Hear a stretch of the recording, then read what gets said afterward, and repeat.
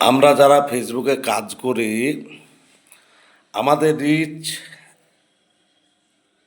কম আসছে, ভিউজ কম আসছে, তাই বলে কাজ ছেড়ে চলে যাব না।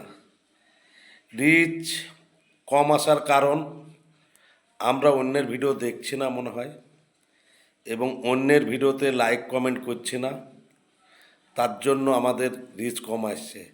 ফেসবুক মেটা বলে দিয়েছে আপনি অন্যের ভিডিও কিংবা ছবি বেশি বেশি দেখুন এবং তাকে একটা সুন্দর গঠনমূলক কমেন্ট করুন এবং একটা লাইক করুন এবং ভিডিওটা পুরো দেখবেন।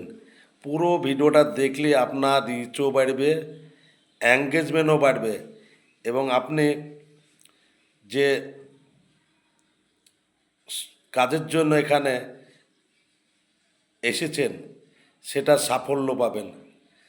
তাই আমরা অন্যের ছবি এলে আমরা পুরো ছবিটাকে দেখব এবং তাকে একটা সুন্দর, সে যে টপিকটা লিখেছে সেই টপিকের উত্তরটা দেব। তাহলে আমার, সে কিন্তু একটা রিচ পাবে, কিন্তু আমি কি পাবো? এঙ্গেজমেন্ট পাবো। আমার এঙ্গেজমেন্ট যদি ভালো থাকে তাহলে আমার ড্যাশবোর্ড সবুজ হবে, আর ড্যাশবোর্ড যদি সবুজ থাকে তাহলে আমার ভিডিও দূর দূর দূর দূর করে দৌড়বে। তাই আমরা যে উদ্দেশ্যে এখানে কাজে এসেছি সেই উদ্দেশ্যটা সফল হবে। আর যদি আমরা চালাকি করি, চালাকি করলে ফেসবুক মেটা কিন্তু ধরে ফেলবে। আমি পুরো ছবিটা দেখলাম না, আমি টেনে দিলাম, আপনি টেনে দিলেন, আপনি চালাকি করলেন, কিন্তু ফেসবুক মেটার কাছে আপনি ধরা খেয়ে যাবেন।